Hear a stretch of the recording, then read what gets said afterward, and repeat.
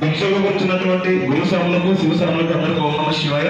అన్నం పరబ్రహ్మ స్వరూపం, ఏ ఒక్కరు కూడా వృధా చేయకుండా తమరికి ఎంత కావాల్సిందో అంత తీసుకోండి స్వామి. సంతోషంగా పూజించండి, గర్భంగా పూజించండి. ఓం నమః శివాయ. కానీ ఓం నమః శివాయ.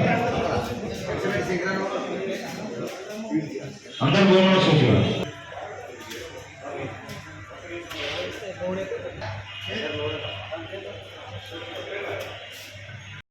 క్వాంటిటీ 21,000 చేసి చెప్తున్నా.